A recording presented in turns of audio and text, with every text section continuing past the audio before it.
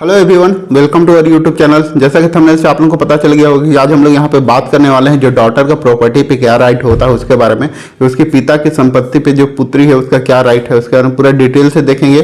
जो supreme court का landmark judgement है उसको भी पूरा देखेंगे। तो वीडियो में लास्ट तक बने रहिएगा। वीडियो अच्छा लगे तो वीडियो को लाइक, चैनल को सब्सक्राइब कर लीजिएगा ताकि आप लोगों को इस तरह का अपडेट मिल सके। तो मैं advocate Om Prakash, OP sound associate, law firm Ambikapur से आप सभी लोगों का स्वागत करता हूँ। चलिए शुरू करते हैं। तो सबसे पहले हम लोग जो सुप्रीम कोर्ट का जो लैंडमार्क जजमेंट है उसको जानने से पहले उसके कुछ फैक्ट है उसके बारे में हम लोग जान लेते हैं। तो यहाँ पे सबसे पहले समझते हैं कि जो अदालत है उसके पास क्वेश्चन क्या था, कि किस चीज का वहां पे प्रॉब्लम सॉल्व किया गया।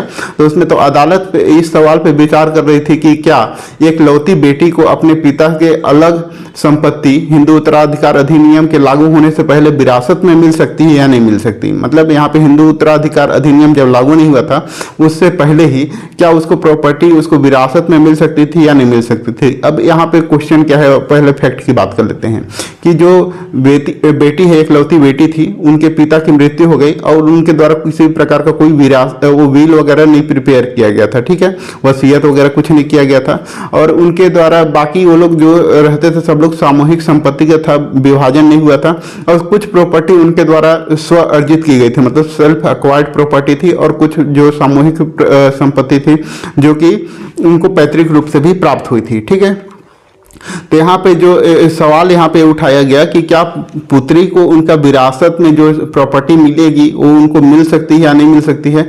और विरासत में मिलेगी तो उनको उत्तरजीविता द्वारा हस्तांतरित नहीं होगी। मतलब यहाँ पे ये हो गया कि उनको सिर्फ वहाँ पे जब तक वो लोग जिंदा हैं उत्तरजीविता के लिए वहाँ पे मिलेगा उनको। सिर्फ अब जब तक जिंदा है तब तक उसका यूज करेंगे, बाकी उसको कहीं भी सेल वगैरह नहीं कर सकते। इस तरीके का उनके द्वारा जो अपोजिट पार्टी हैं उनके द्वारा ये क्वेश्चन वहां पे था कि उनको सिर्फ यहाँ पे उत्तराधिकार के विरासत में मिलेगी और उत्तरजीविता द्वारा हस्तांतरित नहीं होगी। मतलब वो आगे चल के वो ट्रांसफर उसको नहीं कर सकते हैं। ठीक है, तो इस चीज को पूरा सुप्रीम कोर्ट ने बहुत जगह देखा और इस मुद्दे पर उत्तर देने के लिए सर्वोच्च न्यायालय की जो पीठ है प्रथागत हिंदू कानून न्यायिक घोषणा का भी उल्लेख किया गया। ठीक है, जो पहले भी सुप्रीम कोर्ट का कुछ जजमेंट वगैरह था उसको दिया और इसमें देखा कि एक विधवा या बेटी का अधिकार स्व अर्जित संपत्ति पे हिंदू पुरुष के बिना वसीयत के मौत होने से सहदायिकी संपत्ति विभाजन प्राप्त कर हिस्सा प्राप्त करने का अधिकार है। मतलब यहाँ पे एक विधवा है या फिर उनकी बेटी है, ठीक है, दोनों को यहाँ पे स्व अर्जित हो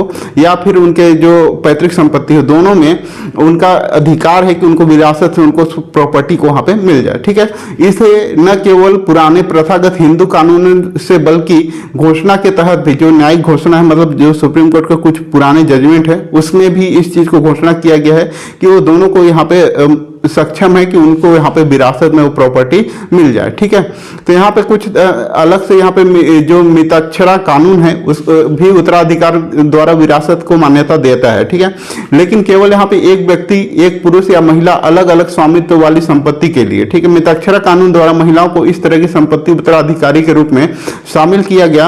विरासत में हिंदू कानून संशोधन 1929 के पहले मिताक्षरा जो कानून के बंगाल, बनारस और मिथिला उप विद्यालयों में केवल 5 महिलाओं के संबंध में यहाँ पे विरासत का हकदार दिया था, जिसमें यहाँ पे मिताक्षरा कानून है उसमें भी मान्यता देता है, जिसमें से कि विधवा है, बेटी है या माता पैतृक दादी है या पैतृक परदादी है, तो इन लोग को यहाँ पे मिताक्षरा में दिया हुआ है कि उनको उस प्रॉपर्टी में विरासत के रूप में पाने का अधिकार है। ठीक है, इसी प्रकार से जो आगे भी है बॉम्बे स्कूल जो महिलाओं के लिए सबसे अधिक उदार है उसमें भी ये स्पष्ट किया है कि उनको विरासत में मिल सकता है। इसलिए न्यायालय ने कहा कि यहाँ पे प्राचीन ग्रंथों के साथ साथ जो विद्यमान है उन लोग की टिप्पणियां, उनका कुछ आर्टिकल्स है उसके अकॉर्डिंग और साथ में जो न्यायिक घोषणाएं हैं, जो सुप्रीम कोर्ट के कुछ जजमेंट है और कुछ उनके द्वारा जो घोषणाएं की गई है उसके अकॉर्डिंग यहाँ पे जो है महिलाओं को वारिस के लिए यहाँ पे मान्यता देती है, जिसमें पत्नियां और बेटी जो है वो सबसे प्रमुख है। परिवार के महिलाओं को भरण पोषण के अधिकार के मामले में भी महत्वपूर्ण अधिकार रखते थे। कुल मिलाकर ऐसा प्रतीत होता है कि टिप्पणियों से पहले स्मृतियां महिला के उत्तराधिकार को स्पष्ट संदर्भ में प्रतिकूल निष्कर्ष निकालने लगती है।